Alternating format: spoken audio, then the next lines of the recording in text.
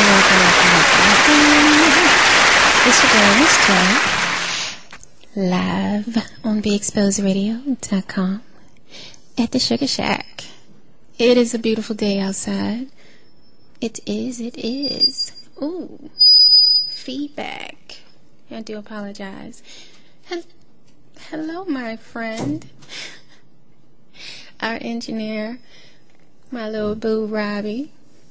Looking a little different today. Put your headset on. Let's see what's going on with you. Hey. Hi. What's going on with your new look? What's going on? What's going on with what? These? Mm-hmm. I just felt like wearing them today. What color is that? They like whitish gray. It's different. That's why I was like, hey. Took me back for a minute. I wasn't expecting that. You didn't have them in yesterday, did you? Nope. Okay. I didn't think so. What made it so you just decided, hey, I just want to do that? Yep. Okay. I don't like to wear them a lot.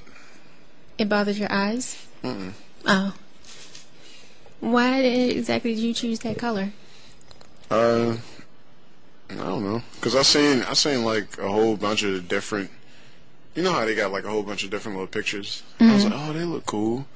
Because then I'm going to look like some kind of zombie person. That's why I was taken aback, and I said, oh, okay. And then these look more realistic than all the rest of them, so. Yeah, they do. I'm staring at you because it makes your face look different. Really? Mm-hmm. Oh. Just wait till Miss Versatile come in and see.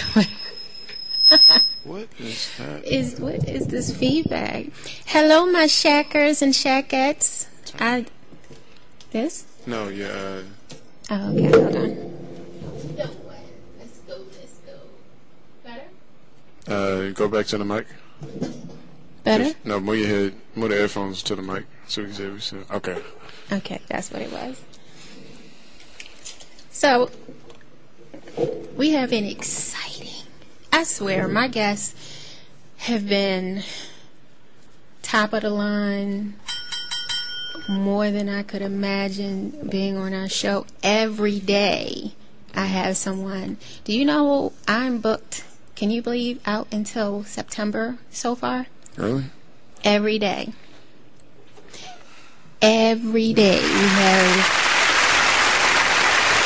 different variety of, as I said, every day is someone that will benefit our listeners, from everyone from a financial counselor to authors to relationship experts, motivational speakers. For the elderly, we have it all coming up on At the Sugar Shack, and I'm so proud of the inboxes that I'm getting to be on the show. You just wouldn't believe how overwhelmed trying to get everybody and get them into a time slot, and they've been very patient wanting to get on the show. And once again, every time I speak to everyone, I give them a big shout out and an appreciation for wanting to be on the show. Our special guest today, and you know I love relationship topics. We have a beautiful, beautiful young lady coming up in the later part of the next hour. Michelle Barnum Smith. Is that on? No, it's running. It's on. Oh, okay. Yeah. And she, believe it or not, she's a beautiful, beautiful woman. And I'm so proud for her to want to be a part of the show. But she's a relationship expert. And her niche is called marketing to marriage. So everyone that is looking for a mate or to better your relationship, Miss Michelle is the one that's going to give us advice. So the whole show today, it's about relationships. It's about trying to get into a relationship, trying to get out of a relationship, trying to better a relationship. That's what At the Sugar Shack is about for the next 2 hours. Yes. So shout out to my buddy Ryan. Yes, yes, yes. Mr. Ryan Roberts, my bud, my ace boom coon. You know who you are. You supposed to be listening. So I gave you a shout out. Today, our first topic, and you know, like I said, you know how I feel about relationship topics and how important they are, trying to better ourselves and trying to fix problems. Do you have any dating myths? Dating myth? Mm-hmm.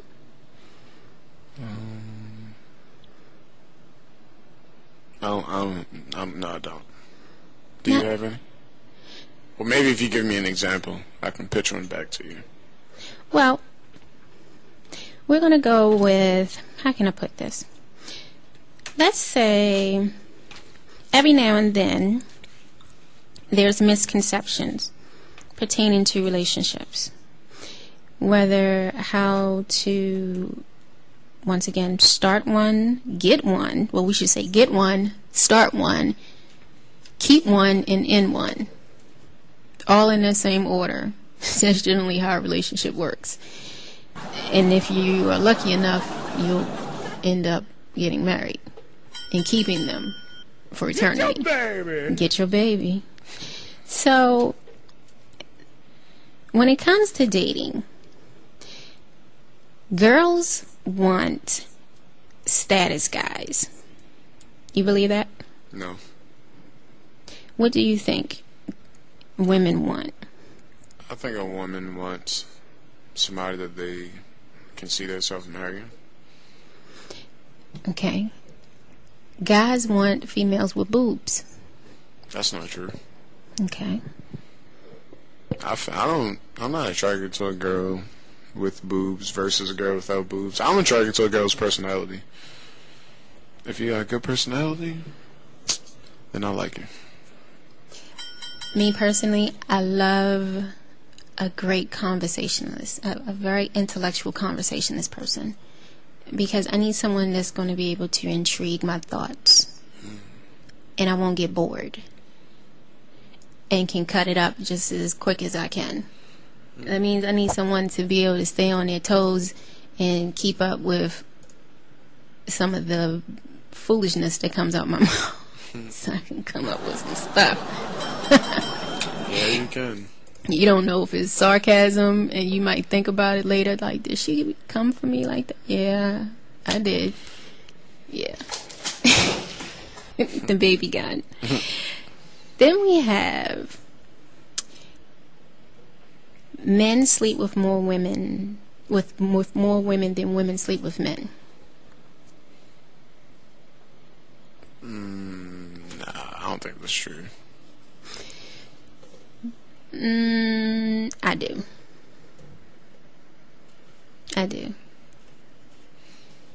A woman can sleep with just as many people as a man can.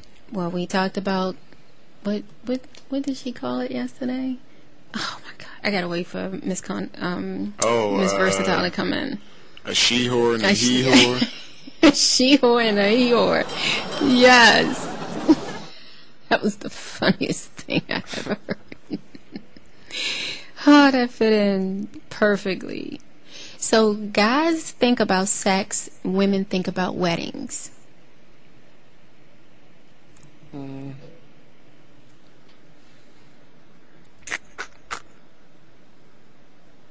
going to say yes to that. But I'm not a sex person. Oh. I don't really think about sex a lot when I'm in a relationship. Well, what about if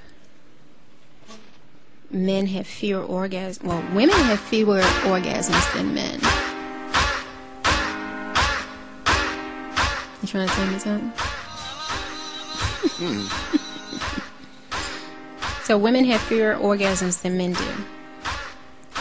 Fewer? I think that's true. So So, a study found that people in long-term relationships suffer less from the orgasm gap, and 79% of women in those relationship orgasms are often as men do. This could be a result of many things: comfort, trust, but it's mainly because a woman is more likely to get clitoral stimulation during relationship sex than during hookups.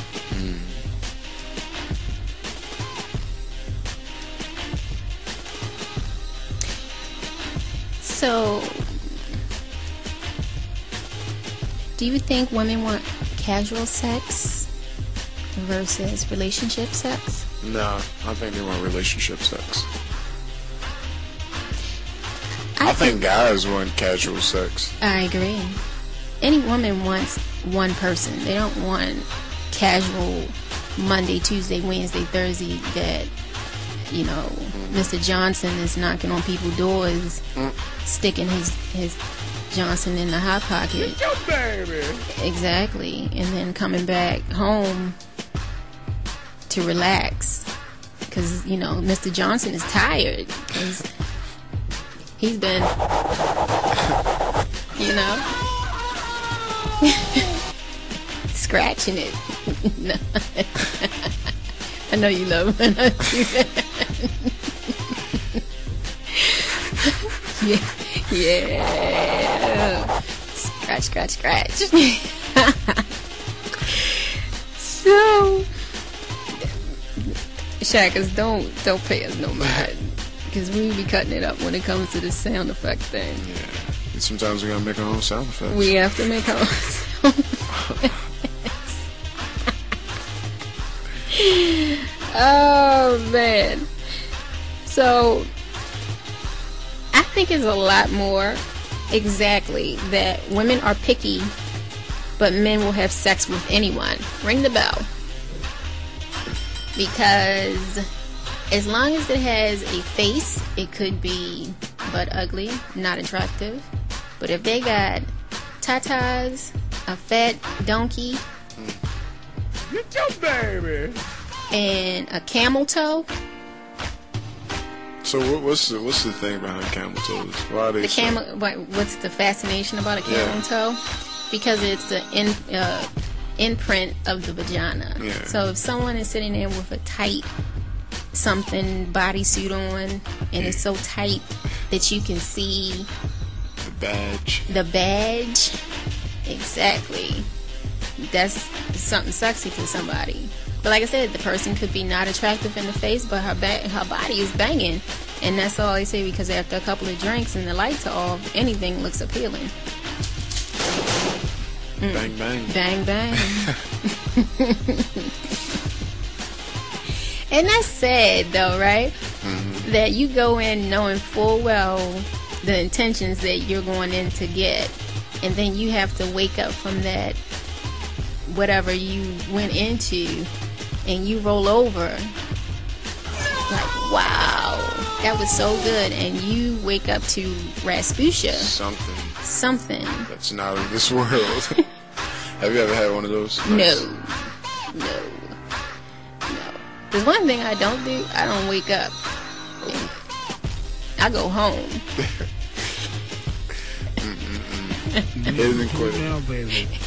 Right here on Big Exposed Radio. That's how it be. I don't, you know, if I did, I don't sleep over. I got my own house, my own bed. Why I wanna lay up with you and cuddle with you? You don't cuddle? I cuddle with who the person I'm with. Yes, you can't cuddle with everybody. Everybody doesn't appreciate being cuddled. To cuddle someone, that's an intimacy level that everyone don't know how to do. Spooning.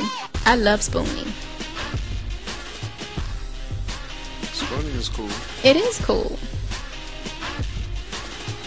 I love when someone holds me, you know, talks to me with that.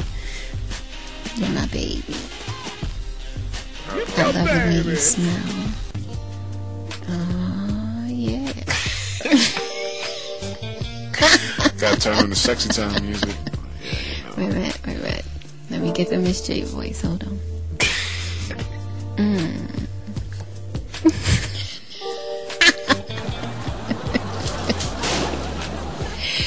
You know, I love being affectionate with whoever I'm with. I'm just a sucker for romance. And spooning, caressing, looking in my eyes, touching my hand, you know, wiping my face. I love that. I like for someone to pay attention to me and me to pay attention to them. That's something sexy. Everybody can't. You can't do that with someone you met at the club. Or at the lounge. Or down the harbor. You can't. At the Cheesecake Factory. You can't. You can't do that with everybody. Do you really think people are going to appreciate that? No. No. Exactly. So why even make the effort of giving that little bit of intimacy to someone who you know is not going to appreciate that? Boredom. Exactly. Hit it and quit it, and moving on to Tuesday, Wednesday, Thursday, and Friday. You the hood now, baby. There you go. So we also have. What do you think is a way to get a guy? From a guy's perspective, can you name 5 ways that a woman is able to get a guy? Hit. Oral sex. Yeah. That's definitely one of the tricks that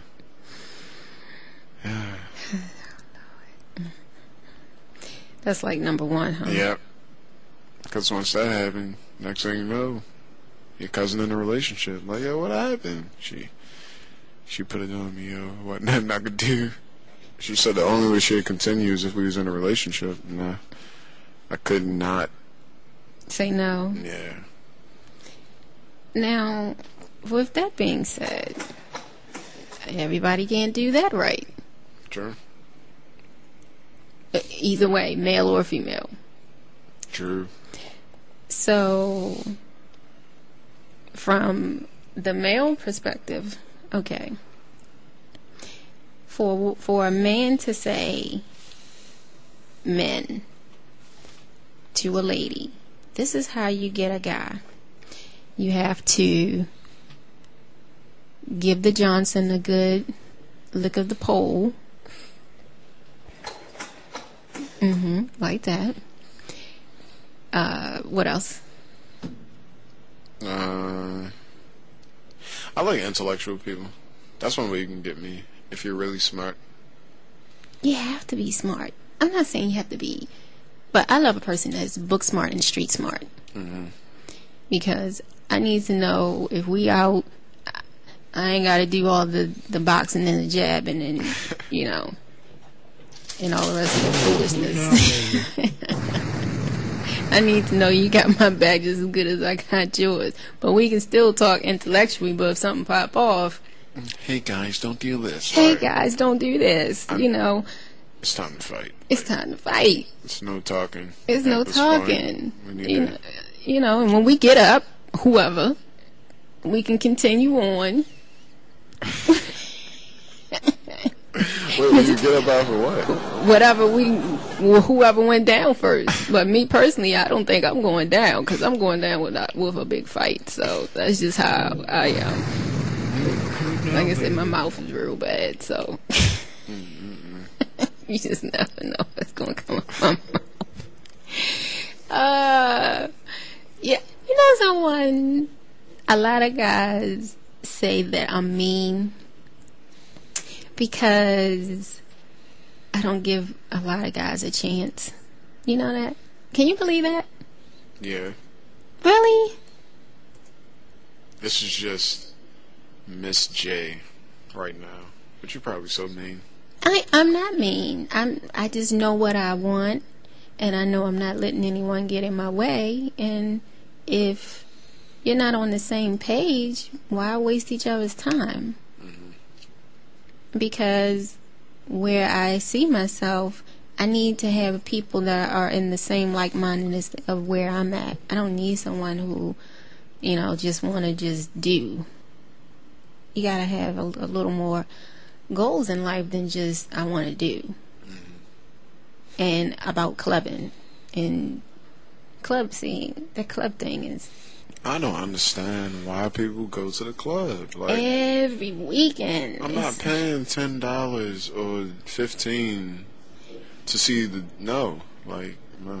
And spending countless amount of dollars in the club every weekend. Like, it's not that much partying and drinking every weekend. You have to be in the club. I think the reason why I don't like clubs, because when I was in middle school, they had like little kiddie discos down at the Paradox. And I used to go down there every weekend, and like, you gotta have a new outfit, you gotta have new shoes. And then, I came to the realization that they play the same music in the same order, and it's the same people doing the same dance. And I can't do it. So imagine being an adult doing the same thing Friday, Saturday, rest on Sunday, pumped on Wednesday, because the weekend is coming to do the same repetitive thing every weekend. I got all my clubbing out when I was in middle school. I got money to make. The club thing is just not. Yeah, always shout out to making some money, some good money, not just some gas money. Bus money. Bus money. You need some dollars. So, and I know we had talked about this before, but it's just very interesting that that's where people get off on. Some people get off on trying to find someone in the club, or that potential hookup in the club. So this is another question now. Like I said, our whole show today is about relationships. So I'm just going to throw all kind of different scenarios. So would you prefer an online meet or a hookup from your friend meet? Hookup. Because at least with a hookup, I'll see that person in person, and it won't be some kind of, hey, we're talking over Facebook, we've been talking for like 2 months, so let's finally meet each other. Because I feel like I'd be way more nervous meeting somebody from the internet versus my friend saying, look, I got this chick, she's single, you're cool, she's cool, y'all should meet up, maybe I can do something. So I'd definitely rather do the hookup. Well, honestly, I don't want the hookup. I don't want the friend hookup. I really don't want the online hookup. Well, I would like to be surprised with the online hookup. Because if you get hooked up with the friend hookup, no matter where you go, you two are bound to be in the same room. Because you're mutually friends of the middle person. So if it didn't work on the first date, you're bound, however long you're going to keep the relationship of the main center person, that you two are going to be in the same.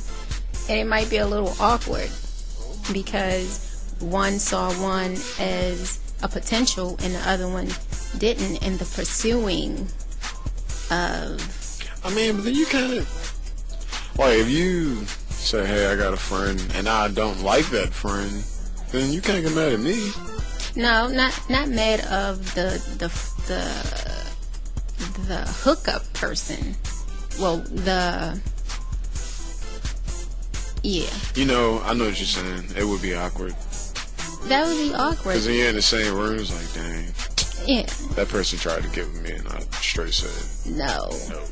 So then, your friend, that's the center of this, is caught in the middle because the person that they felt got jilted is like, why didn't your person, what's wrong? What's going on? Why they don't like me? What's wrong? So now they're in the middle of something that shouldn't have just never happened.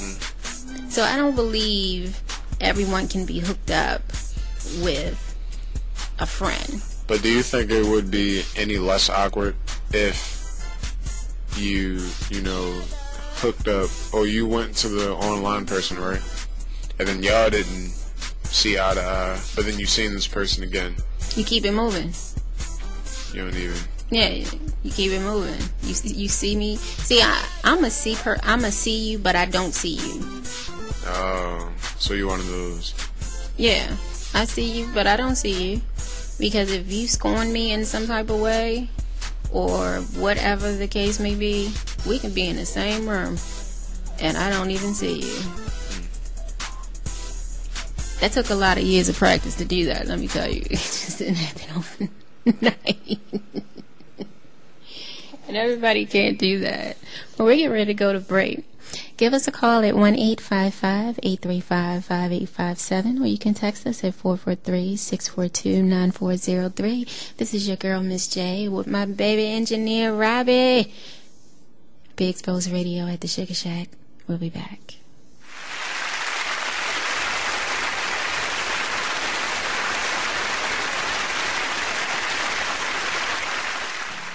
For less than $50 a month, you can have the most intelligent home on the block. With Xfinity, you'll get some of the fastest internet speeds in the nation, so you can stream movies and shows on any of your personal devices and program your DVR on the go. Xfinity even lets you control your lights and temperature and get security and fire alerts from any PC or tablet 24/7, 365. All services are backed by a 30-day guarantee and start at just $49.99. Call today, 866-824-4019, 866-824-4019. What's the name of my show? The Sharon Nixon Show. What's my show about? It's going to be about fashion, life, and you, the listener. When can you hear my show? Did you just ask me when you can hear my show? You can hear my show every Tuesday at 8 o'clock p.m. Eastern Standard Time. Are there going to be guests? Oh, my God, yes! Oh, my God. You don't want to miss it. My guests are hot. Yeah, I think I do. And you ask what station? Well, whatever station would it be? BeExposedRadio.com. How can you get in contact with us? Well, you can call us 1-855-835-5857, extension 1. Or, there's an or. Yeah, there's an or. Or you can text us at 443-642-9403. From north, east, south, and west, you're listening to BeExposedRadio.com. You are listening to BeExposedRadio.com, the station with all the hits and the Talk Lately show weeknights at 7 p.m.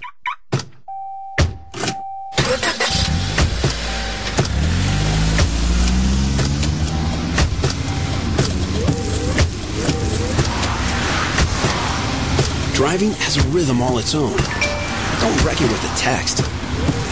Before you get behind the wheel, silence your phone. Or better yet, designate a texter. For more text-free driving tips, visit StopTextStopWrecks.org. Brought to you by the Ad Council and the National Highway Traffic Safety Administration. Green light. Hey girl, school zone.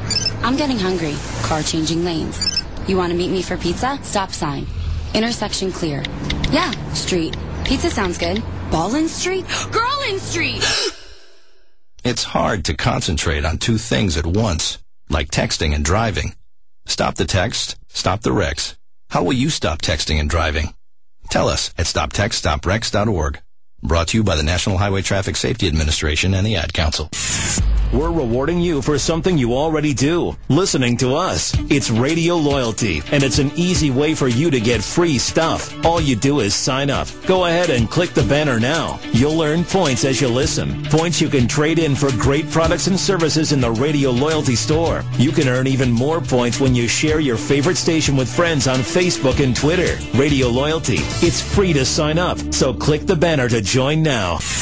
We're rewarding you for something you already do. Listening to us. It's Radio Loyalty, and it's an easy way for you to get free stuff. All you do is sign up. Go ahead and click the banner now. You'll earn points as you listen. Points you can trade in for great products and services in the Radio Loyalty store. You can earn even more points when you share your favorite station with friends on Facebook and Twitter. Radio Loyalty. It's free to sign up, so click the banner to join now. You are listening to BeExposedRadio.com, the station with all the hits and the Talk Lately Show weeknights at 7 p.m. You are listening to BeExposedRadio.com. Hi, I'm LeVar Burton, and I'm proud to be a book person. How do I choose a book? Sometimes it's the cover, sometimes it's the title. I guess I'm pretty visual. If a book's really impressing me and the writing is really good, I will peek and see what the last paragraph is, because the endings of books should rock you. I am a book person, and if you're a book person too, read to a child and spark a lifetime of ambition. Join me at bookpeopleunite.org, because reading is fundamental. A public service announcement brought to you by Reading is Fundamental, Library of Congress, and the Ad Council.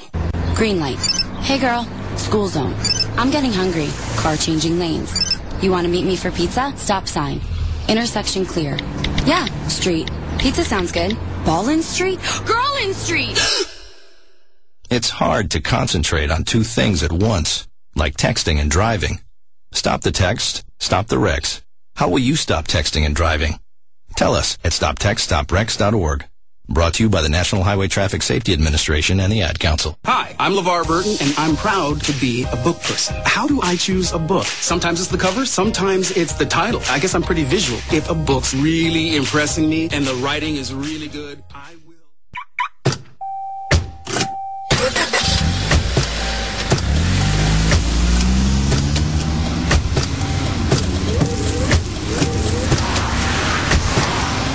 Driving has a rhythm all its own. Don't wreck it with a text.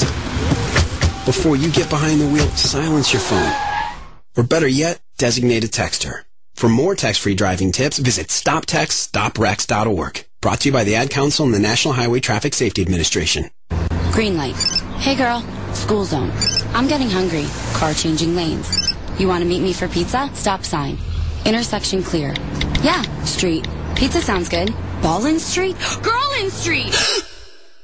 It's hard to concentrate on two things at once, like texting and driving. Stop the text, stop the wrecks. How will you stop texting and driving? Tell us at stoptextstoprex.org. Brought to you by the National Highway Traffic Safety Administration and the Ad Council. Welcome back. It's your girl, Miss J, on Be Exposed Radio at the Sugar Shack with Miss Versatile. I just got here. In the house with my baby, Robbie the engineer. We've been cutting it up, Miss Versatile, talking about relationships on Thirsty Thursday.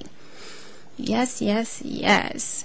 So before we went to break, we were talking about oh my God! I should have videotaped that. I took a picture of that. That just happened. Is that Michael Jackson eyes, like from Thriller?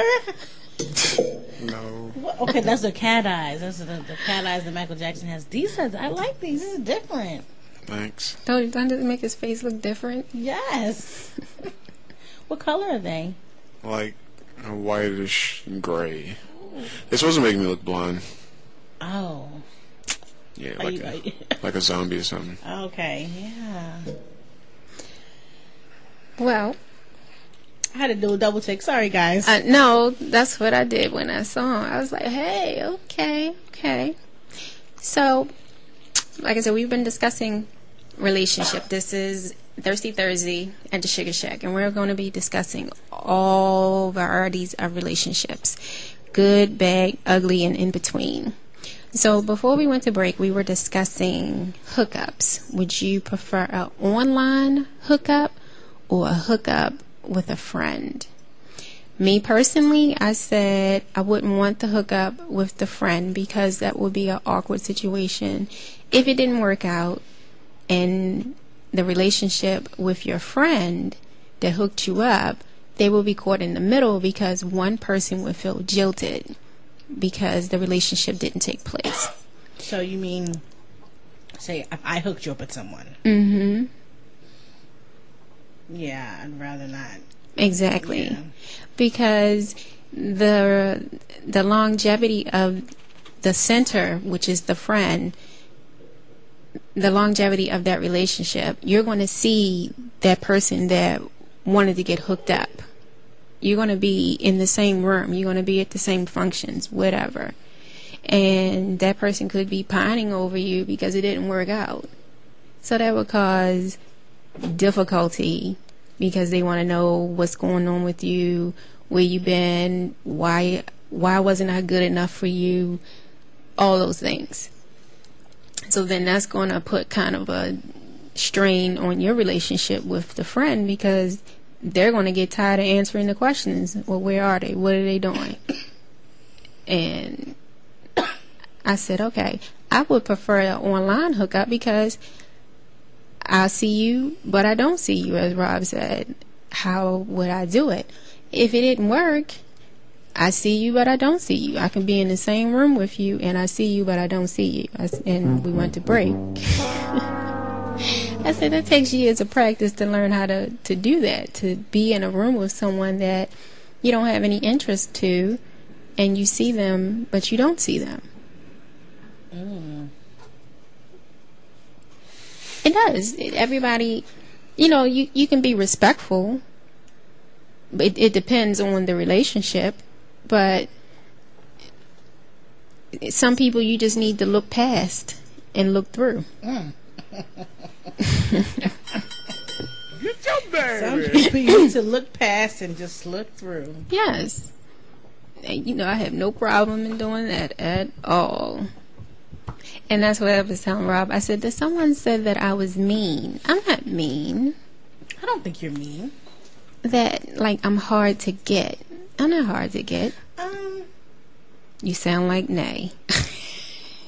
I'm not going to say you're hard to get, but you're hard to read a lot. You always have a poker face. Like you can't read you. Are you a Virgo? Leo Virgo. That's why. A Virgo. Yeah, you're kind of hard to read sometimes. Really? Yes. Oh. That could be a good thing. You don't want people to always know your emotions and what you're feeling. No, but then somebody said to me, a female said the other day, last week, that I wear what I'm feeling on my face. Yeah, you do. Like when you're upset, it shows. It shows in your face. And I said, I got to learn how to do better at that. Because half the time I don't want anybody to know when I'm upset. You have this piercing. The piercing look. Oh, man. Yeah, I got to do better at that. But no, I'm not. What you got going on over there, lady? Just some lingerie going on? Just a little lingerie? What's going on? Oh, let me see that. Oh, you like that? Oh, okay. I see you today. Just a little something I threw on from the closet. Nothing special. The Vanier fashion closet? Well, yeah, baby. Right. Get that plug in. Come on over to Vanier Fashions. Oh, what is going on, sister? I'm glad tomorrow is Friday. Yes. So glad tomorrow is Friday. Yes. It seemed like this week has really gone by pretty quick. I think because, I was off Monday. I'm technically off tomorrow, but I think I'm going in and save that day for something else. Yeah, save that day for when you take your trips. Yeah. And speaking of that other trip, that might be a wash, but we'll discuss that. So, relationship Thirsty Thursdays. So, I had some ideas on some questions that people have asked me and presented to me, and I know of some things. So I'm just going to put some scenarios out there and get some feedback.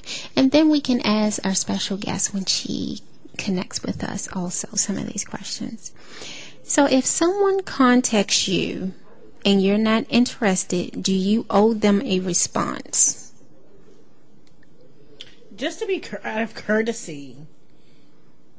If they contact you, and you don't necessarily want to know what they're contacting you for. Mm-hmm. Even though they may like you, it could be something beneficial for you or to you.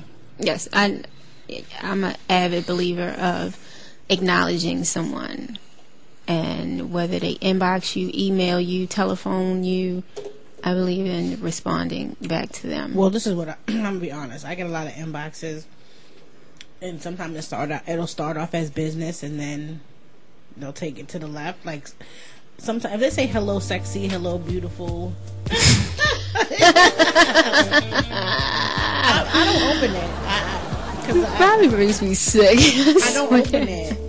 So if my listeners, if my Facebook friends are listening, sorry, because I know pretty much where it's going. And see, I get that. I know you get that. You know, I'm not going to respond, but I do get those inboxes. And yes, I do take it as flatteration, and I always say hello, handsome to a guy. You gotta be careful though, even Yeah, but even though you're just being friendly, and I'm just being friendly. They may take it as flirting, but I'll shut it down because, like you said, in the middle. Not true. I'll shut it down because what's going to happen is they're going to ask A, B, and C. By the time the conversation gets to D, we already know where it's heading. Shut it down. Shut down. And then that's where I get, you know what? Sometimes you can be a little mean, but I'm not mean. I'm just straightforward. Hit the shooter. But I've gotten this way over the years because in younger years, going into my 20s, into my 30s, I was kind of passive aggressive. So in my late 30s, going into my 40s, that's the person that I am now because I let a lot of things go. So once again, some things you tend to learn over the years that to better protect yourself, this is how you have to be. So shout out to everyone who thinks I'm mean. I'm not mean. I'm just cautious. That is outright lies. That is not true. Shush. Shush, shush, shush. So is it okay to ask detailed questions like, where do you work and where do you live? Or is that prying? Maybe ask what do you do for a living. Maybe say where exactly you work or what do you do for a living is a good question to ask, but to know the location. Yeah. A little stalkerish, right? Showing up to your job. Hey, got you some flowers. Hey, I got you some flowers. Hey, do you want to go to lunch? Hey, what time do you go to lunch? Hey, by the way, I'm right in the area. Did you realize that? No, sir, I didn't know that you were right in the area sitting outside my office door. Why are you here? Oh, things like that. Baby. Stalkerish. All right. What do you think about that, Rob? Stalkers? No. Is it okay to ask detailed questions like where do you work and where do you live? Or is that prying? It's prying. How soon should someone ask that question? If you get the number. Really? Yeah. Like immediately? I mean, not immediately, but because if you starting out talking on the internet and stuff, then you shouldn't be asking questions like, where do you work at? Because that's like, don't worry about all that. You're just a Facebook person. Mm-hmm. But if we exchange numbers, like, okay, well then I'm starting to, trust you a little bit more because now you have my personal line of contact. And, maybe phone conversation or two. You should be able to, I think it's appropriate to ask those questions. So do you think it's appropriate to ask also about children? I think it's appropriate to ask about children. I don't know. Maybe I'm too young to answer that question about children because I don't got no kids. Robbie, would you date a young lady that had kids? I talked to a girl who had a child. Okay. It was awkward because she used to bring her kid around. It was kind of like... Did you know prior to that she had a child? Yeah. Yeah. And then when she started bringing the child around, that's when it was kind of like, yo, this not a daycare. Well, god dang, Robin. And then her child was bad. Like, she'd be all running around, and she kept messing with my dog. Like, she would, like, try to poke my dog with a hanger. And then my dog would be like, what is she doing? Like, get her away from me. And I'm like, can you tell your daughter to stop? How old was She's the not child? doing anything. She was like 4. Oh, see, that's the age where they want to stick things with sticks and hangers and poke things. That's the age. Look at Rob. His face. Okay, so we already know children are definitely out the question for you. But I don't have a problem with kids, though. I like kids. Because I like teach at schools and stuff. Well, that's a good thing. Keep that up, because we need a lot of role models. I ain't gonna be no stepdaddy. Oh, he shut that down real Get your baby. Get your baby. And that's for you. Get your baby. That ain't for me, that's for them. Well, They need to get that baby. Mr. Get Your Baby, if you met someone in person after chatting online and discover you're not interested, do you have to tell the person, or can you just poof, disappear? I feel like you can just slowly diminish the conversations that you have. Diminish? Or, like, minimize. So if they keep calling you? Then you just don't answer. Call me. I'm sorry. If you need someone else. I'm sorry. I believe that if you're not interested, tell them you're not interested. Exactly. Don't let it linger and linger. Because if I'm calling you and I'm getting no response, then of course I want to know what was it, what happened. Because it seemed like we were having a cool time, and then now you're not answering my phone calls. You know, that happened to me before. I met this girl, and she was like a year or something older than me. And I don't know, I don't like talking to women that's older than me. Because I feel like they think the boss of me or something. I don't know, it's weird. But we talked, and then we was kind of, getting it off. I was a Scorpio, she was a Scorpio. It was all cool. And then out of nowhere, we were supposed to hang out one weekend. And she said, I can't hang out because I got to move. I'm like, okay, that's cool. Maybe we can try again another time. And I hit up, and I was like, hey, what's up? And she didn't reply. So I was like, okay, I'll try again tomorrow. Hey, what's up? And then she just stopped replying. And I'm like, at least tell me why. Was it one of those things that you kept hitting her up? Nah. It wasn't like I was being a nuisance. Like, hey, hi, what you doing? Where you at? Can I come? It wasn't nothing like that. But it was just, I don't know. Well, guess what? Her loss. Yeah. Exactly. When people don't call you back, they're lost. And once again, you'll learn this when you get a little older. When you see them, you don't see them. Just as well as they ignored you, you can ignore them back. I wish she could see me right now. I'd be like, hey, what's up with you? Hey, what's up? What's up? Some people don't get you deserve to be even spoken to. Especially if they did you dirty. So, we have the next question. At what point is it still okay to end things by email? And when do you owe someone more like a phone call or a face-to-face? What do you think is a dirtier thing to do? Email, phone call, or face-to-face? Email.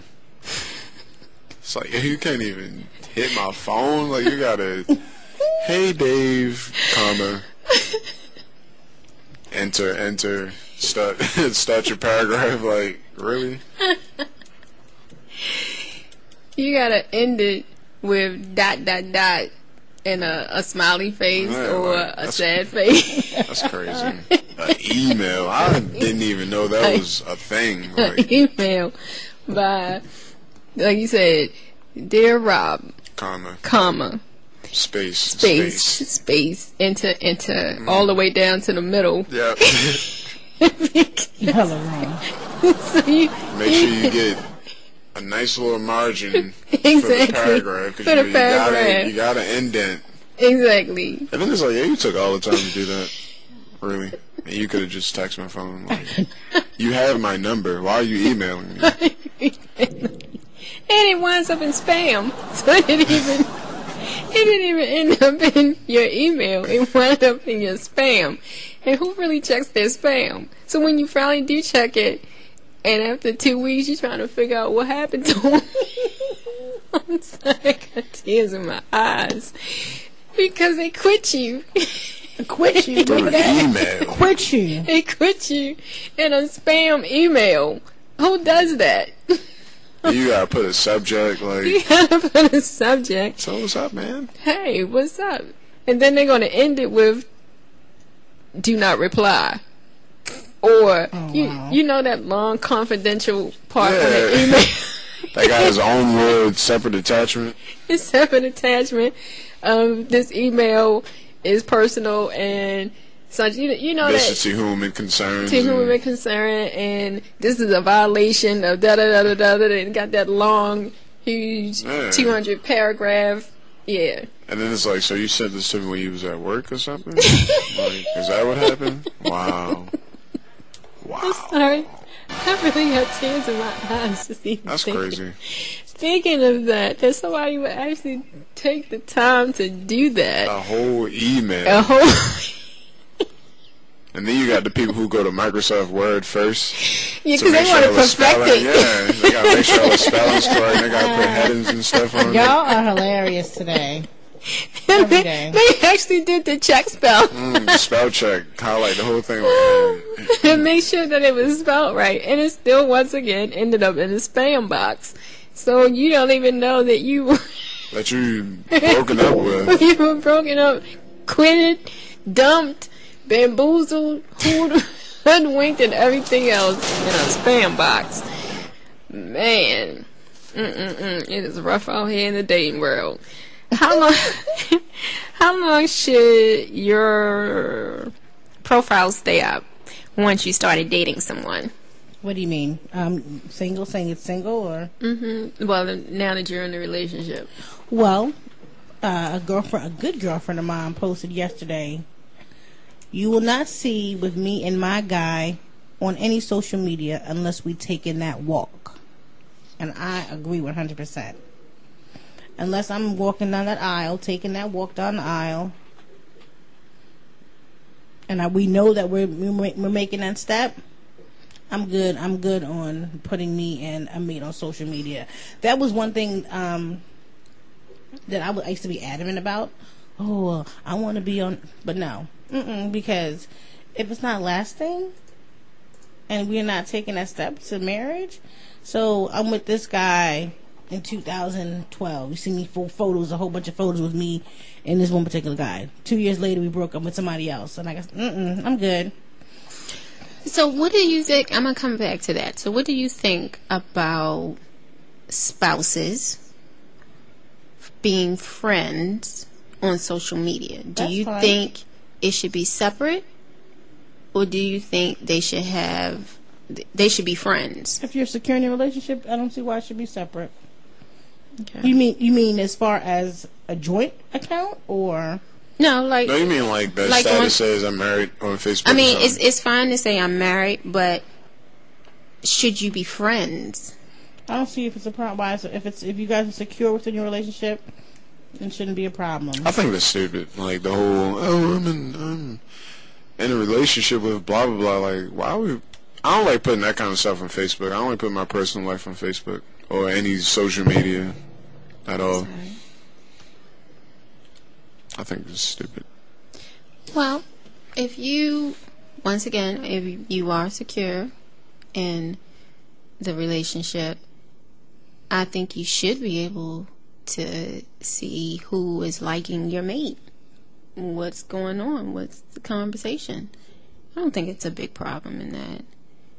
But we're getting ready to go to break because we got our special guest coming up shortly, Miss Michelle Barnum-Smith. This is your girl, Miss J. And Miss Versatile. With my baby, Robbie, the engineer on BeExposedRadio.com. We'll be back.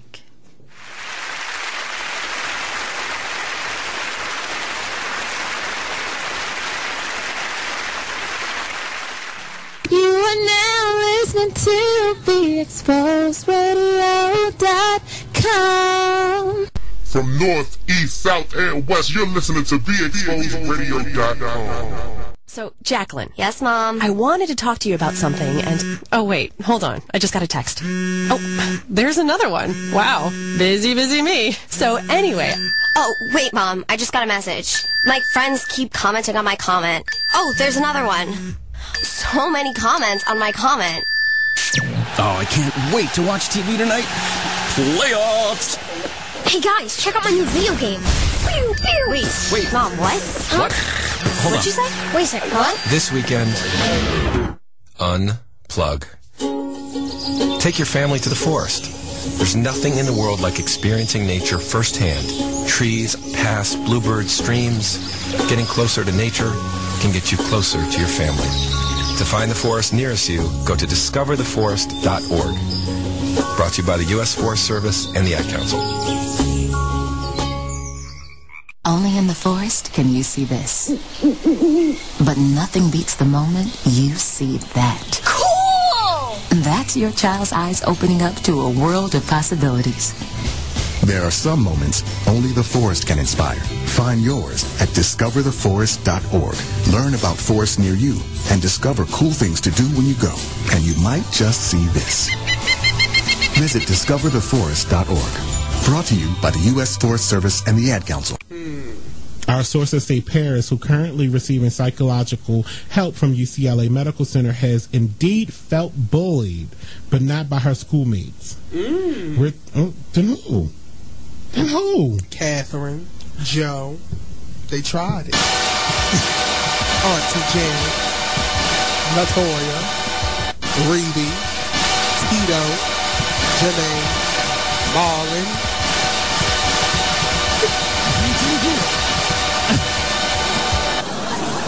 They was mad because she has the nose that they had to pay for.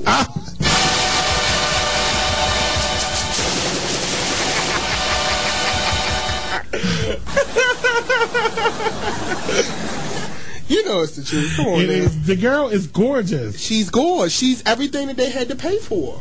Them eyes are mesmerizing. I can't take it. From north, east, south, and west, you're listening to BeExposedRadio.com. Yeah, either or. Either one of them. Well, you know what? I would face it head on. Are you in love with either one of them? No. No, but you are 20. This one, he takes good care of me. Very good care of me. Well, then you'll want to take very good care of going to your doctor and finding out what that is. And your doctor might be able to give you some sort of assessment as to approximately when, like how old the bumps are. If your doctor says these bumps are only 2 months old, then who is it? The old man or the young man?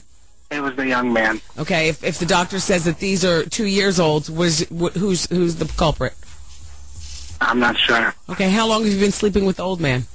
Right after I slept with the young one. I mean, we've been dating ever since. So you're sloppy. Your doctor might not be able to figure it out. I just say go get yourself some penicillin and,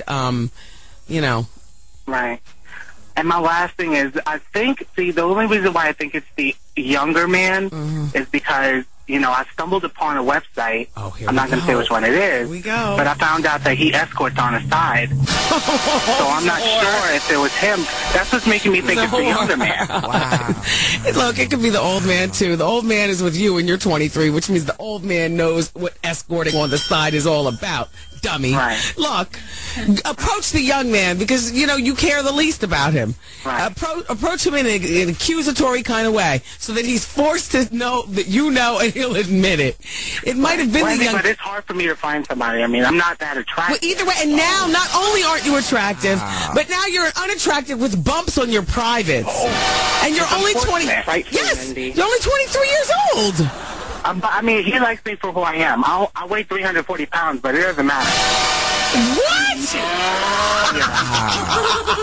Well, then the bumps are probably heat rashes from walking. I don't think they're heat rashes. I mean, they're pretty big. Yes, and so are your thighs. God, maybe it's because I rub against them. I don't know. Exactly. All right, then. Well, thank you, Wendy. I really appreciate it. His thighs. Get yourself some chub rub, and call me before Friday and let me know what happened. All right, thanks, Wendy. I can't. Hi, I'm Joe Perry. And Steven Tyler from Aerosmith, here for Rad, recording artists, actors, and athletes against drunk driving. Yeah, we love it when the music does the talking. And the music stops when someone gets killed. So never let someone get behind the wheel if they've been drinking. So keep it real. Friends don't let friends drive drunk. A public service message brought to you by the U.S. Department of Transportation, RAD, the National Association of Broadcasters, and the Ad Council. Hi, I'm Joe Perry. And Steven Tyler from Aerosmith, here for Rad, recording artists, actors, and athletes against drunk driving. Yeah, we love it when the music does the talking. And the music stops when someone gets killed. So never let someone get behind the wheel if they've been drinking. So keep it real. Friends don't let friends drive drunk. A public service message brought to you by the U.S. Department of Transportation, RAD, the National Association of Broadcasters, and the Ad Council. So, I'm a dog, and I'm kind of new to this family, but I've noticed a trend. My humans do this thing where they go around and get all my toys and hide them in this basket, but it's always the same basket, and it's always the same place, and then they act so surprised when I find them, but I'm like, hello, that's where you put it last time. Humans are the worst at hide and go seek. A person is the best thing to happen to a shelter pet. Be that person. Adopt. Brought to you by the Ad Council and the ShelterPetProject.org. From north, east, south, and west, you're listening to BeExposedRadio.com. So, I'm a dog, and I'm kind of new to this family, but I've noticed a trend. My humans do this thing where they go around and get all my toys and hide them in this basket, but it's always the same basket, and it's always the same place, and then they act so surprised when I find them, but I'm like, hello, that's where you put it last time. Humans are the worst at hide and go seek.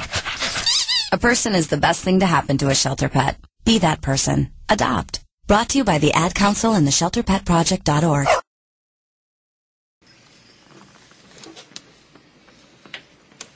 Welcome back. It's your girl, Miss J. And Miss Versatile. On BeExposedRadio.com at the Sugar Shack with our engineer, Mr. Robbie, in the house. It's a beautiful day right now. You can give us a call at 1-855-835-5857, extension 1, or you can text us at 443-642-9403. This is Thirsty Thursday Relationship Topic Day. So I've just been throwing out a whole bunch of topics today. So, with our special guest coming up shortly, what do you think could be a love match? What could be two things that would be a love match for you? Say that one more time. What are two things that could be a love match for you in a potential mate? A love match. Mm-hmm. First and foremost, they have to be God-fearing. I'm not saying that you have to be, as what some folks call, a holy roller, but you have to have a relationship with God.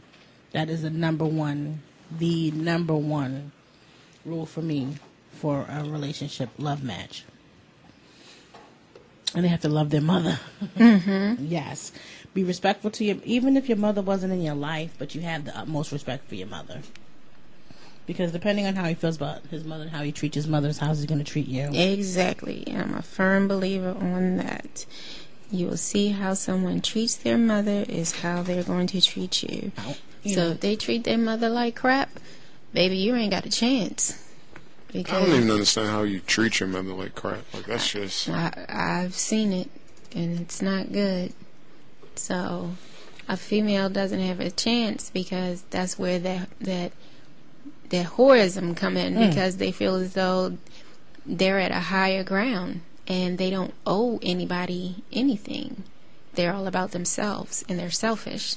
So selfish people don't believe in other people's feelings at all. Mm-hmm.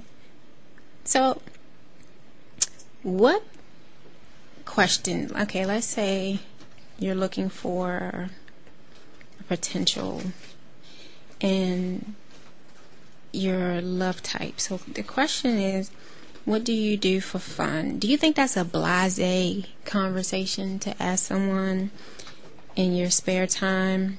Do you think that's like a question that always comes up in a relationship?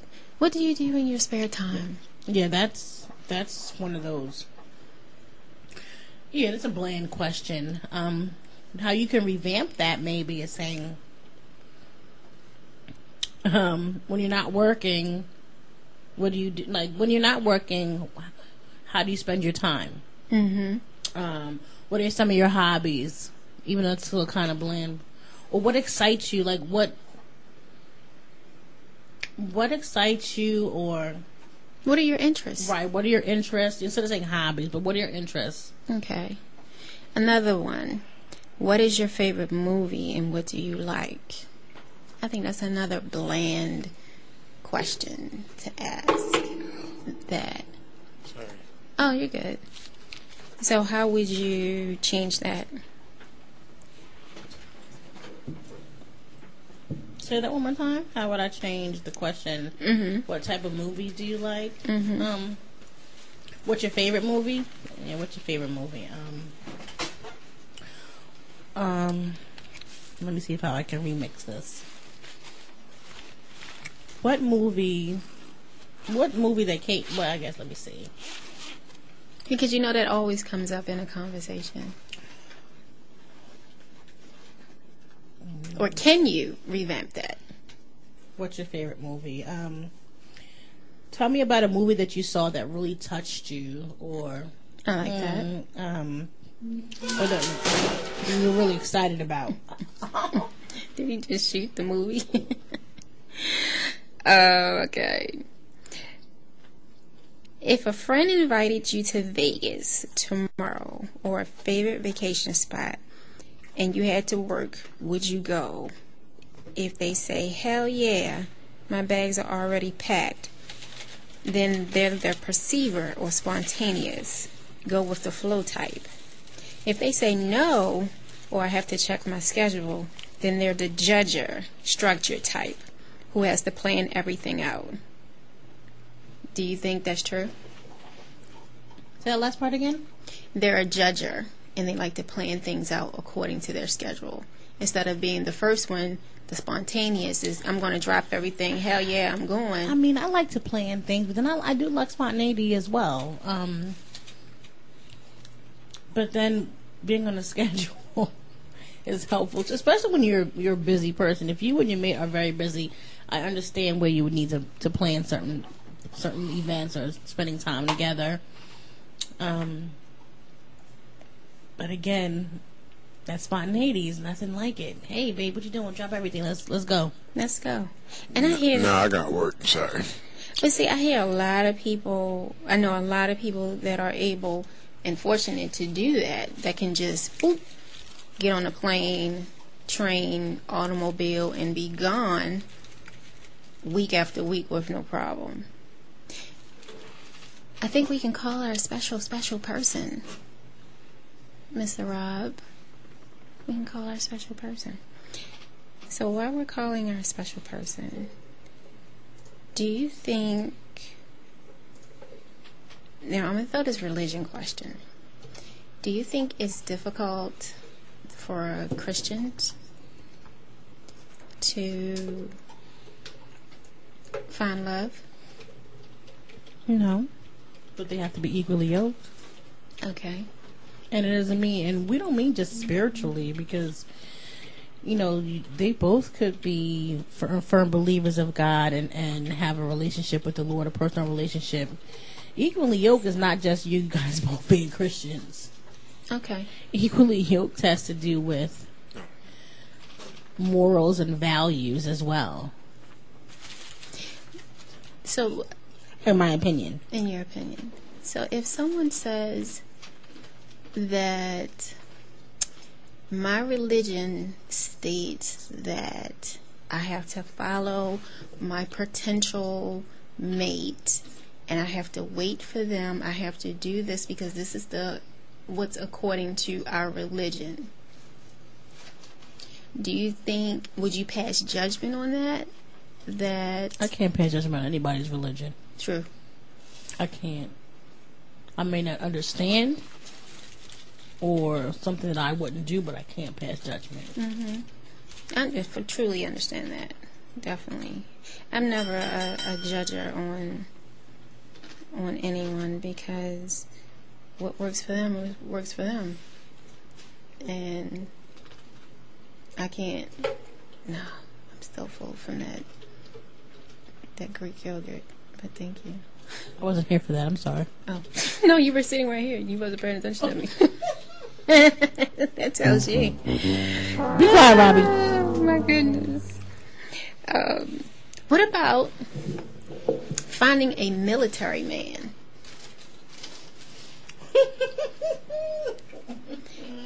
How interesting do you think that, even for a man?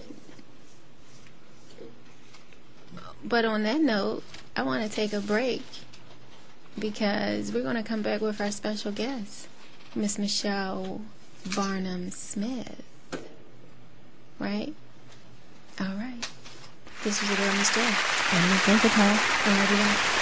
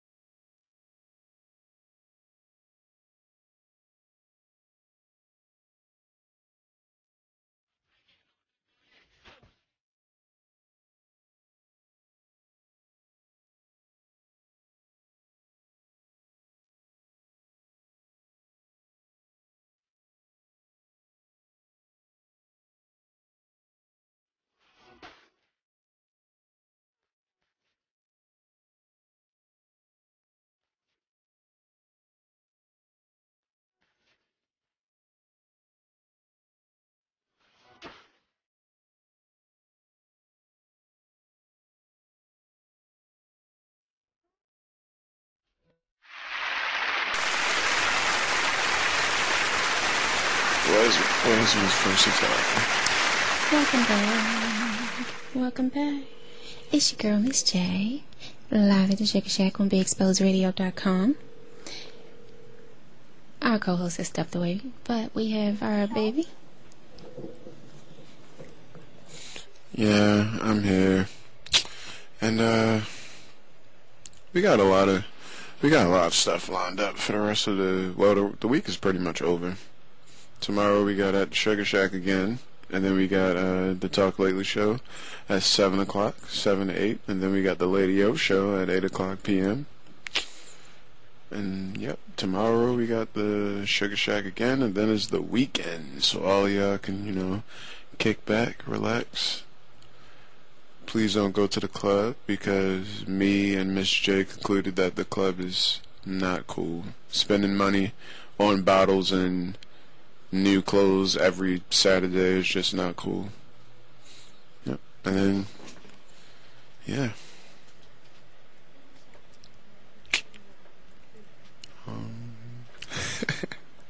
This is really hard. Well, I got the mic. What do I want to talk about? You good? Okay. I'm back, ladies and gentlemen. I'm sorry. I had to hold it down for you. I'm sorry. I'm back. This is your girl, Miss J. We have our special guest. We get ready to connect with her. I'm so super, super excited. All right, gotcha. Yeah. For that, I got you some M&Ms. Oh. Okay. So, hold on. So, we have our special guest, Ms. Michelle Barnum Smith. We're going to get ready to connect with her.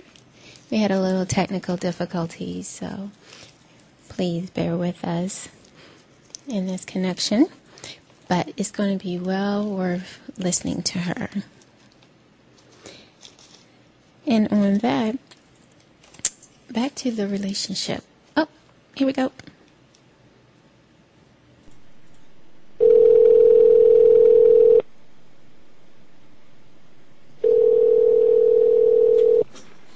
There's nothing like a good dial tone.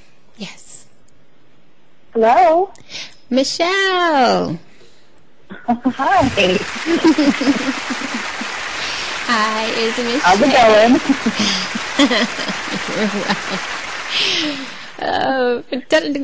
Technical difficulties, but you're here. Welcome. Yay!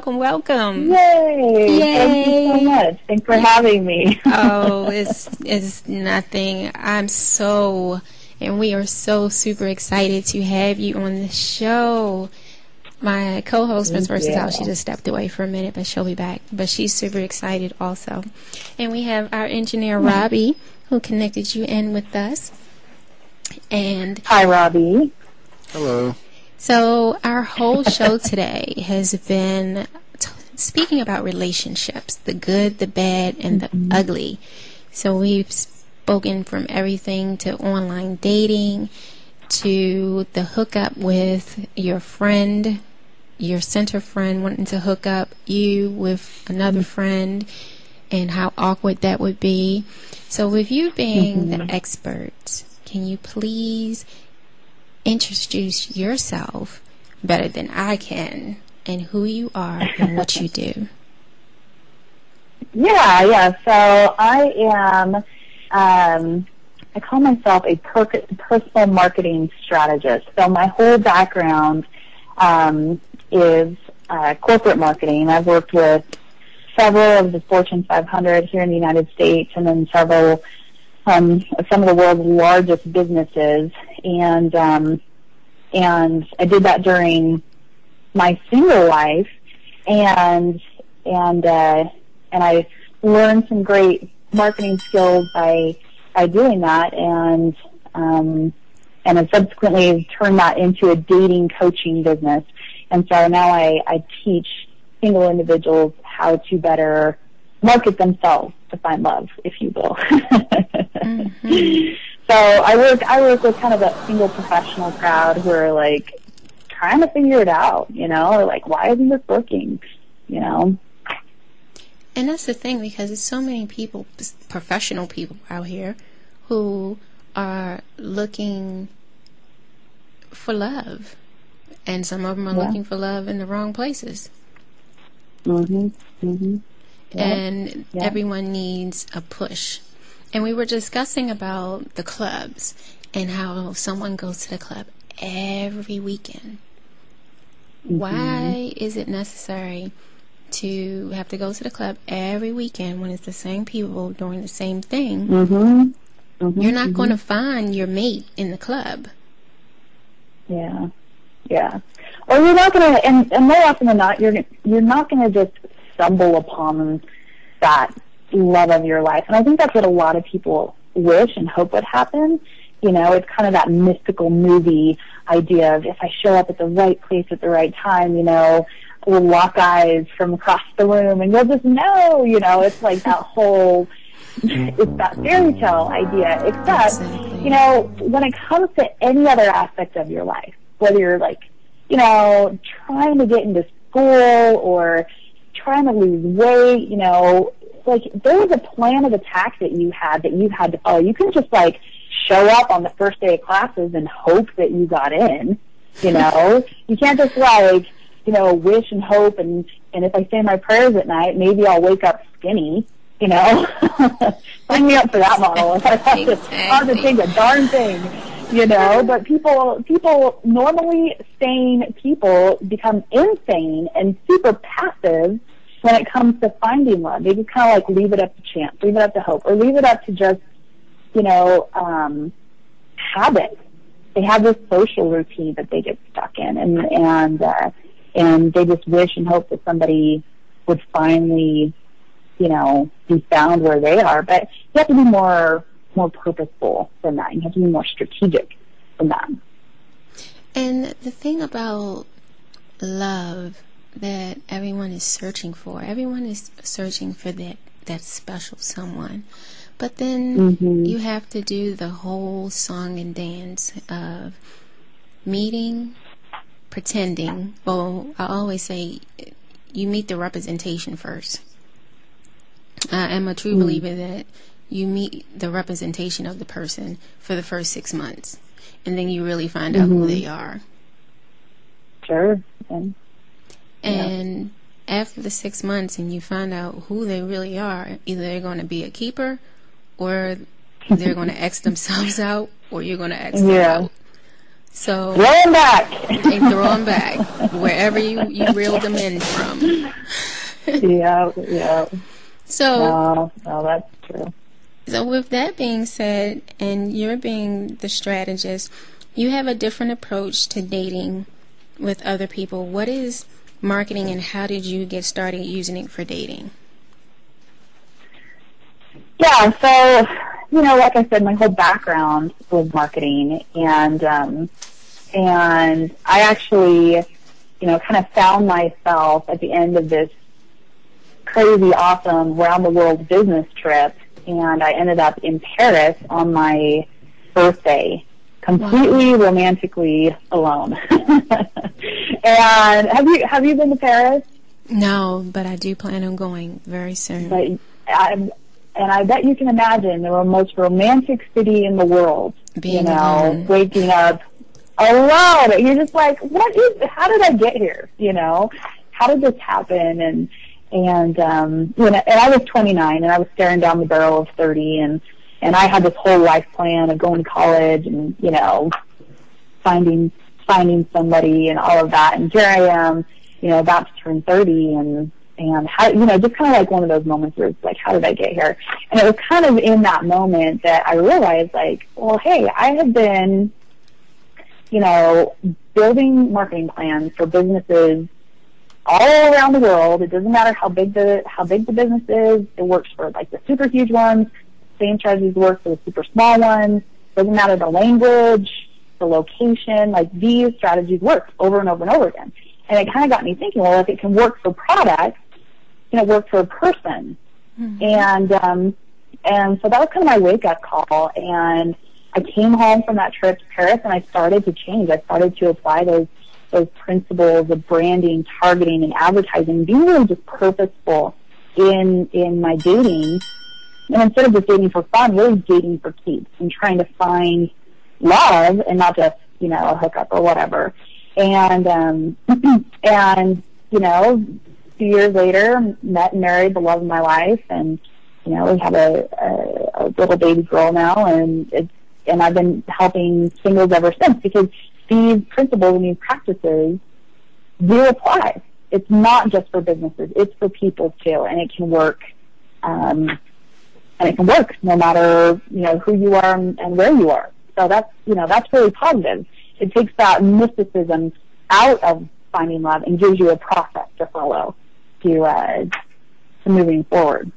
I love that. Well, we're getting ready to take a break, and we're going to come back with Miss Michelle Barnum Smith. This is your girl, Miss J. And Miss Versatile. And our engineer, Robbie. And we'll be back live at the Sugar Shack on BeExposedRadio.com.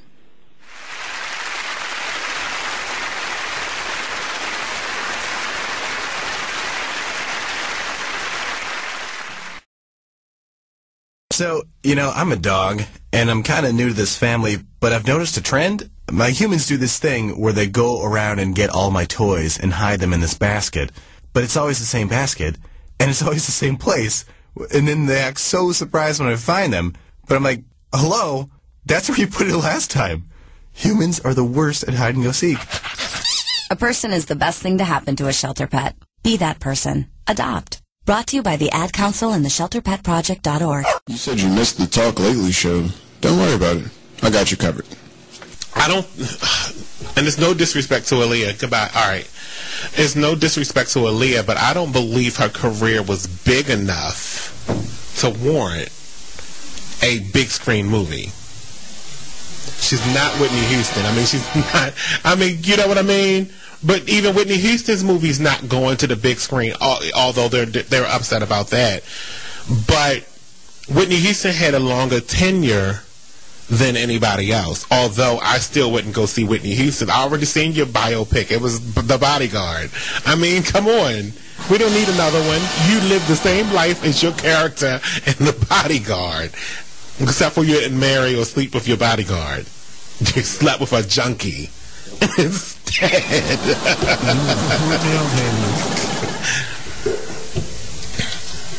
Oh, damn, I should have said that. Rest in peace, Whitney.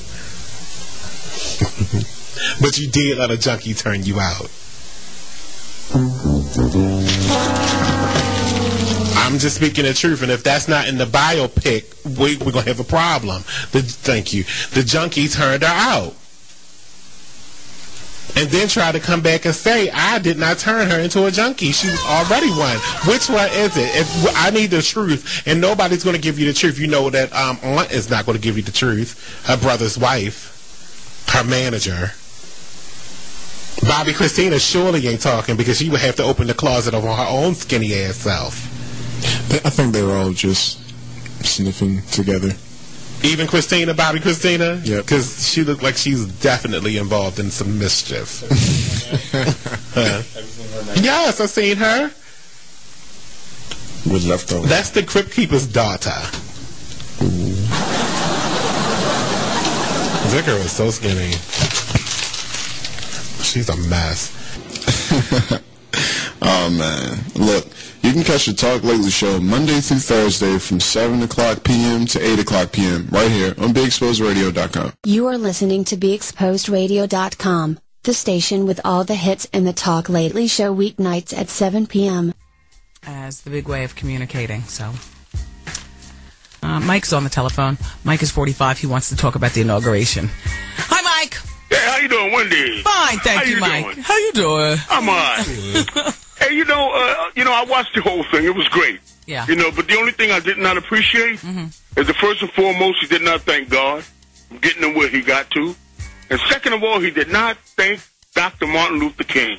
He did not mention that man's name once through the primaries, through his got elected. I don't believe that. I don't believe. Well, if there were oversights, God and Martin Luther King, I don't believe that it was with ill intention. I don't either, you know. But just to give thanks, because without Martin, he would have never been there. And a lot of people, you know, of color, of of ethnicity, they wouldn't be where they are today. Yeah, without. And I mean, you should just give thanks. I am so embarrassed that we're in the same age group. You sound like an old man.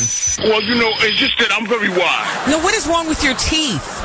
My who? Your teeth. My teeth. Yeah, there's something going on. Your teeth. Well, you got a fat tongue, a lazy tongue, big lips. What's going on? Ain't nothing going on. Oh, I'm missing one tooth in the front. There you go. Oh, Wendy, man, what are you, a psychic? Well, no, but I can hear it because I'm 44, you're 45, but you sound like you're 150. No, dear, no. I think that's your phone.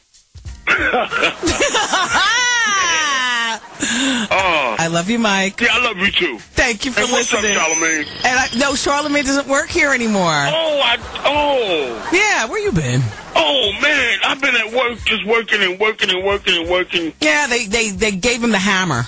Oh, that's sad. Yeah, well. All right, well, Wendy, you have a blessed year, and I'm looking forward to seeing you on TV. Mm-hmm. All right. I'm looking forward to you getting that new tooth. Oh, yes, I am. My wife is already getting my behind about it. There you go. Exactly. All right. Thank goodness for wives, right? Yeah, you're right, dear. Take care, Mike. You too. Bye-bye. Bye. Fantasia's got a book deal. Yep. She got a book deal with Simon & Schuster to write the story of her life. She's even got a name for it already. It's called Life is Not a Fairy Tale. And she's in the process of writing about how she went through being a high school dropout and having her baby young, her trials and tribulations, and now she's an international singing... I know. Thank you, Art. Thank you. Thank you. Did you hear how enthused I was? You all. You know what? Sometimes I can be a real phony broad. And I was just phoning up right there. Only because I feel like I've got to balance, I've got to balance what I do with some sugary mess. But okay, Fantasia. Nero, please.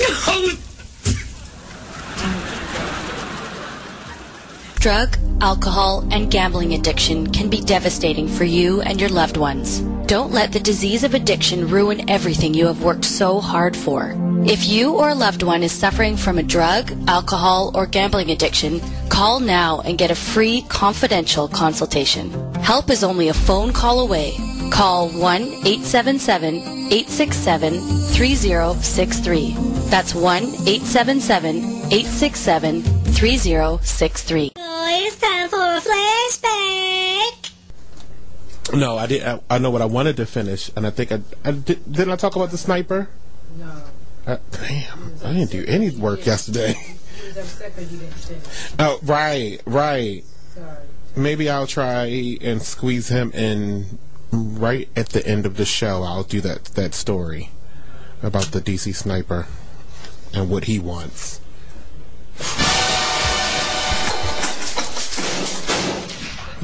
It's not okay. It's not okay. Nora, stop pressing buttons. That was cute. I never heard that. It's not okay.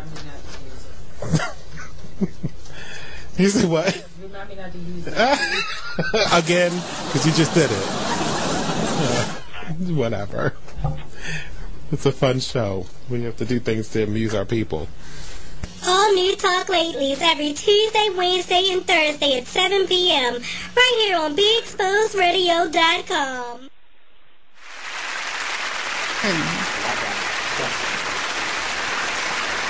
Welcome back. This is your girl, Miss J. And Miss Versatile. Live on Big Exposed Radio at the Sugar Shack.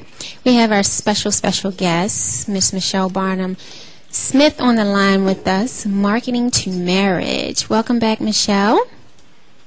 Hey, ladies. Yes. So we are super excited, and as I said, hopefully we'll have enough time to get through everything, but if not, we're definitely going to bring you back. So we're going into our next segment from our break. Yes, I have a question for you, Michelle.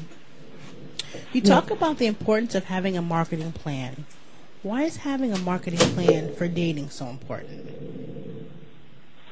Yeah, so we kind of talked about, just briefly in the last segment, the importance of, having a plan for your dating life, because you know, for every other important goal that you've had in your life, whether it was to get into school or lose weight or, you know, like I ran a marathon years ago. Not that that counts anymore, but I did it. Check that box. And you can't just show up. I know, right? Don't ask me to do it now. But you can't just show up on race day and you know, hope to survive. I mean, there are those people out there, and we hate them.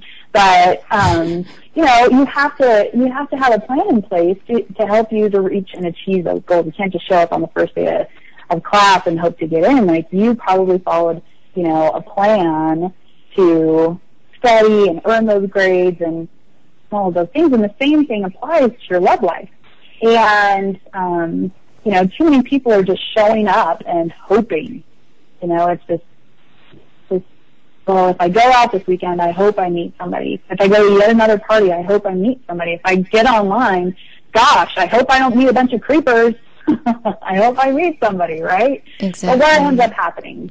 You know, instead of that being, you know, purposeful and strategic, instead, you do meet somebody. More often than not, it ends up being a waste of your time at the very least, and at the worst, you know, either a broken heart or just, you know, turning you off once again or frustrating you, and not towards dating. So you don't even want to try. You don't want to try anymore, you know?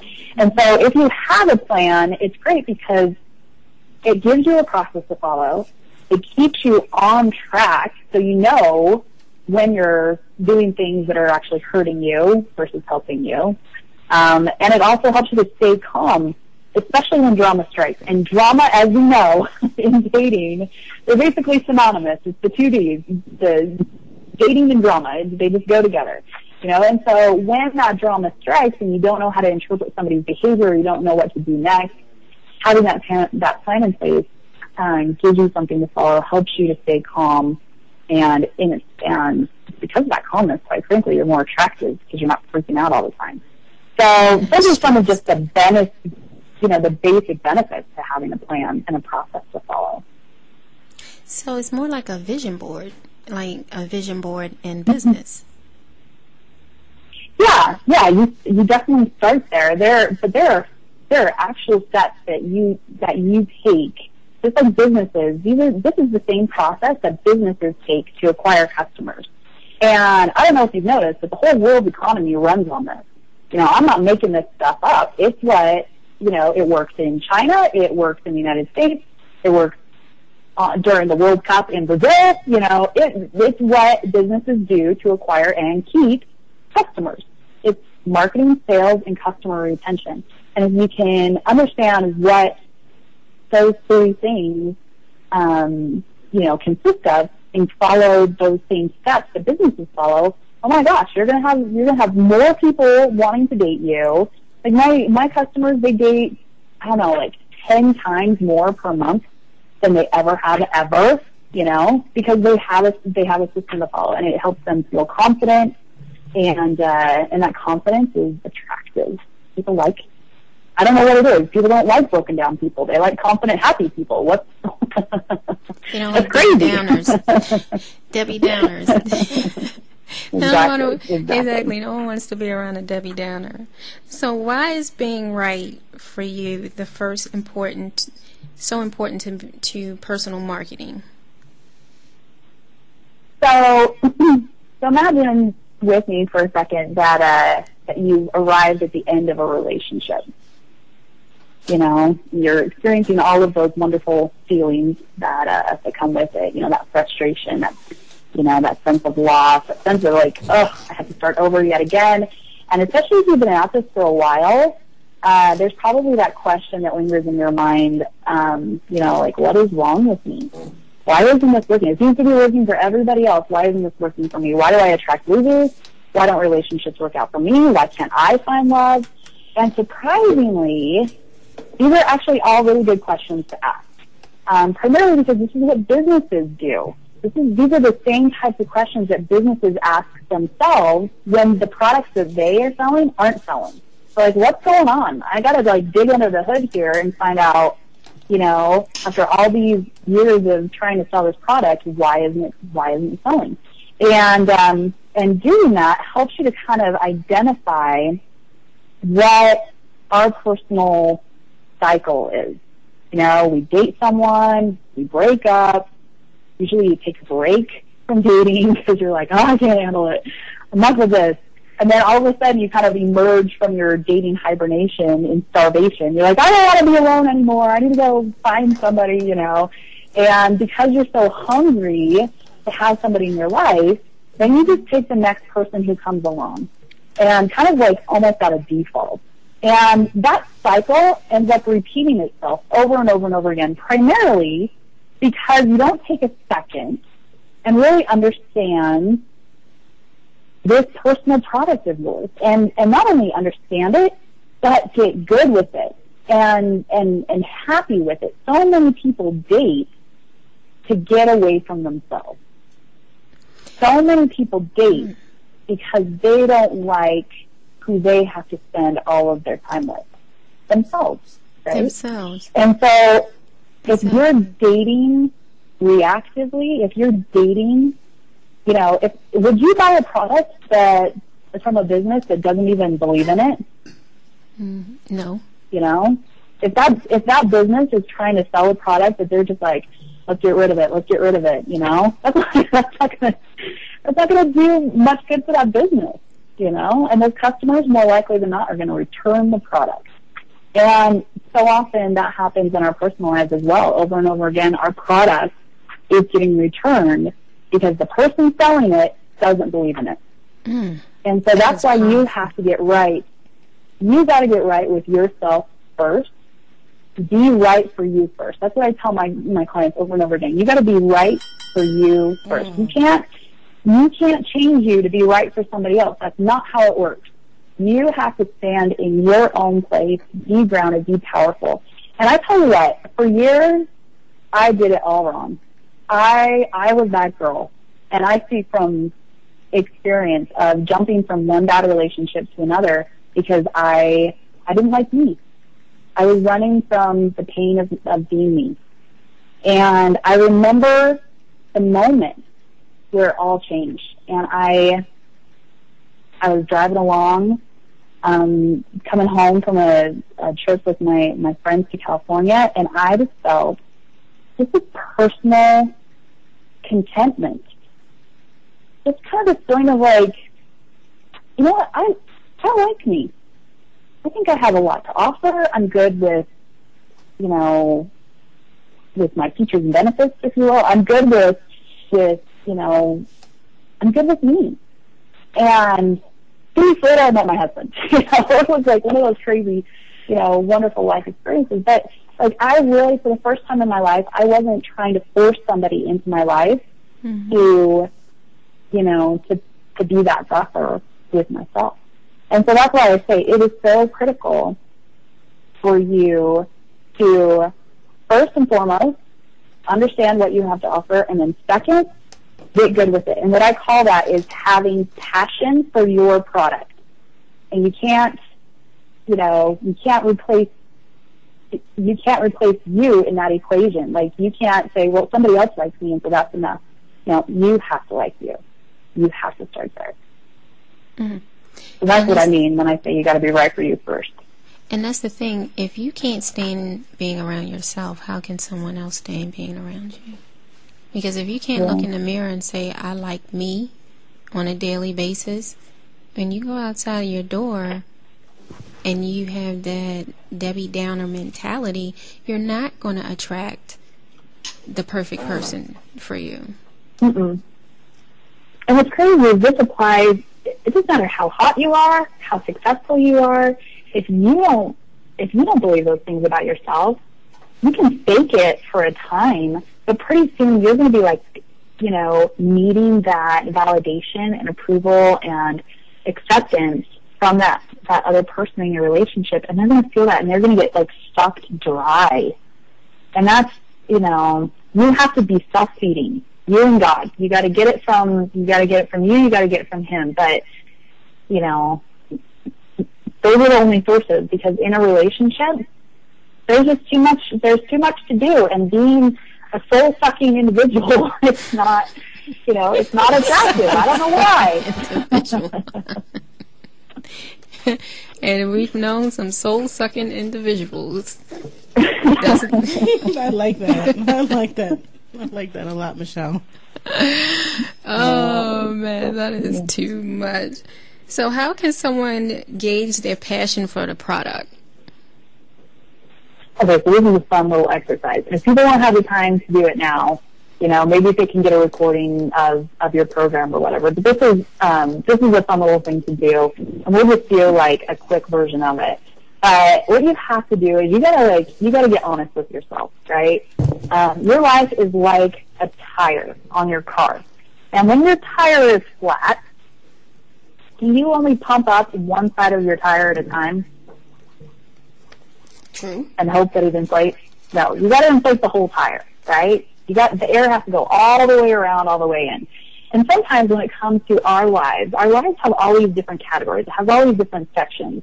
And there's actually 8 different categories. You have your career, you have your financial life, you have your physical life, how you look, how you feel about how you look, your spiritual life, your family life, your social life, you and your friends, your personal growth or development life, and then of course you have your love life, right? Mm-hmm. And all of these aspects of our lives need air, they need oxygen, they need fuel, they need focus. And without it, focus on all those areas, then our tire can go flat. Our little wheel of life can go flat. And so what you have to do to feel passionately about yourself is you have to identify, well, where is my wheel flat? Where's my tire flat? And you got to go through each one of these areas and say, okay, well, how's my career doing?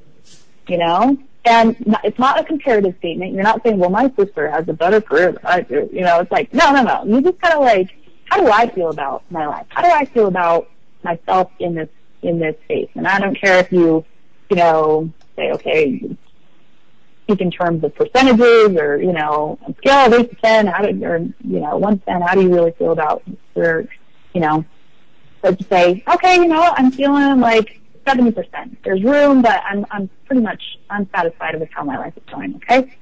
That's one wheel. And then maybe with financial life, you know, and once again, it's not comparative. It's just, how do I feel about it in this moment? Am I okay with, you know, how my life is financially? And you go through each one of those, you know, your physical life, your spiritual life. And here's another example that I like to share about why it's so important not to compare.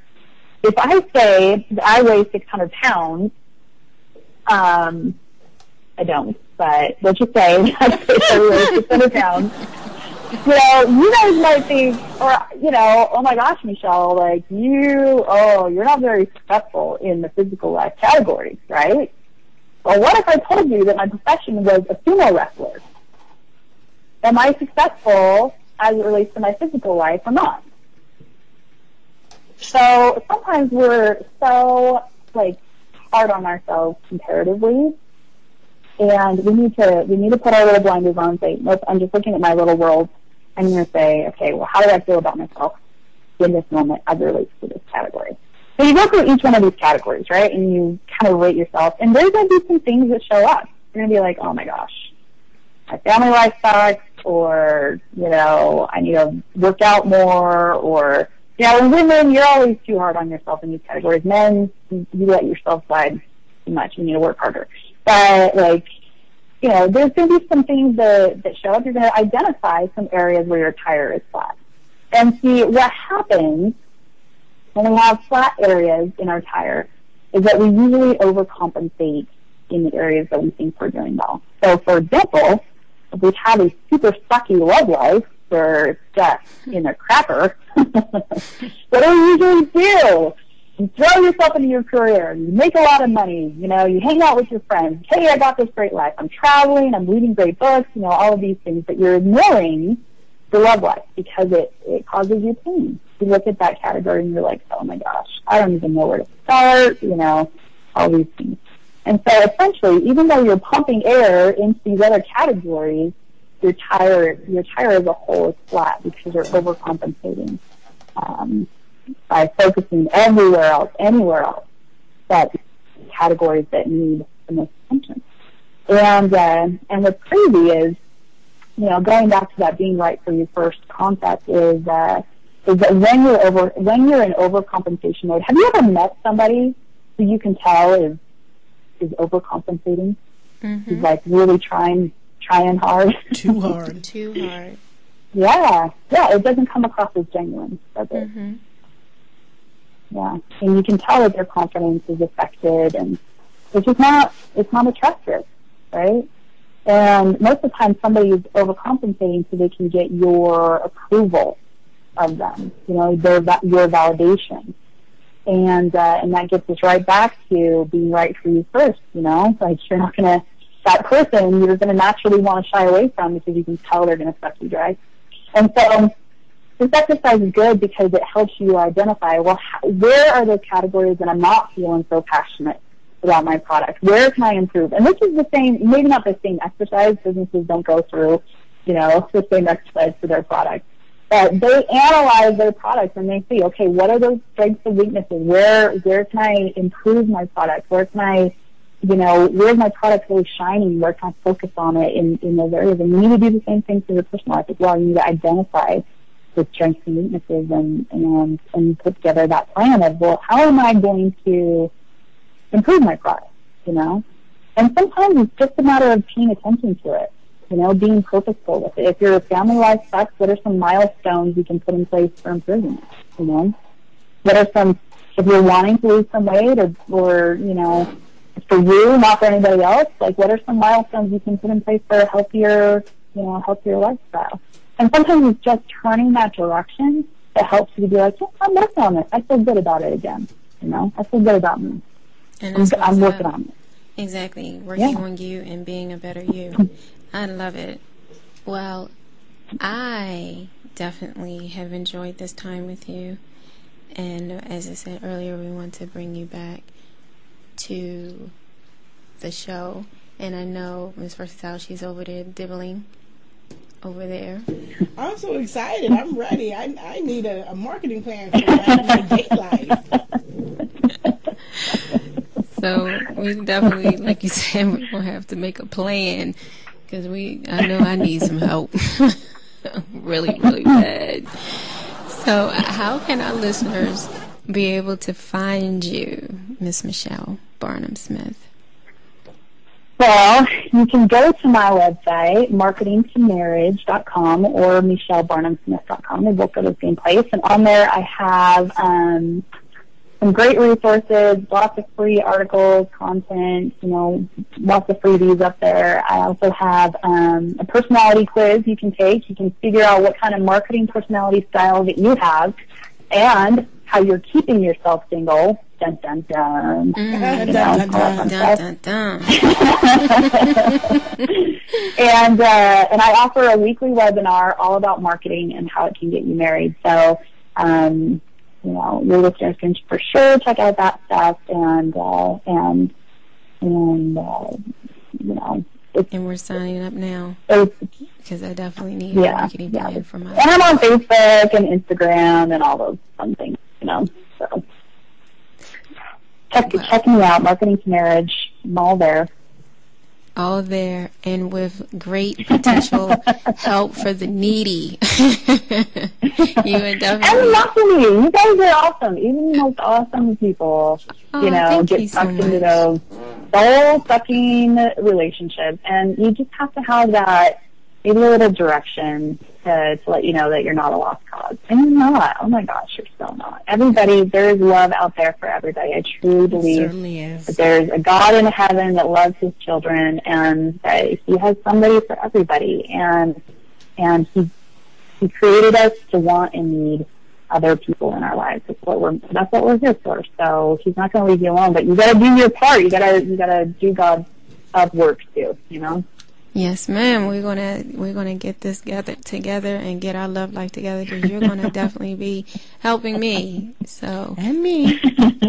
So thank you again, Michelle, and we will be talking shortly to get our program set up and our plan in motion, and so we can check back in with our shackers and let them know our progress on our love life. There you go. I love it. I love All it. right. Let's do it. So thank you so much. And we will be talking to Thank you you, soon. ladies. Thank Okay, you. bye-bye. All right, bye-bye. Bye, Michelle. Michelle was great. That was a great interview with Miss Michelle Barnum Smith. And we have the Talk Lately show get ready to come up shortly. A repeat. That's money, everyone. Wait, a repeat? A repeat. Why? Because I am not on this week. I'm You in told my us yesterday. budget meetings. I just got off of work. But my Hello, my hello, coin. hello, hello. Do I still get paid? Hello. Are we going to edit that part out? I'm just saying, you know, this is your girl, Miss J. Wait, so And Miss Versatile. since you're not coming on, never mind. Live at the Sugar Shack on BeExposedRadio.com. And we'll see you tomorrow.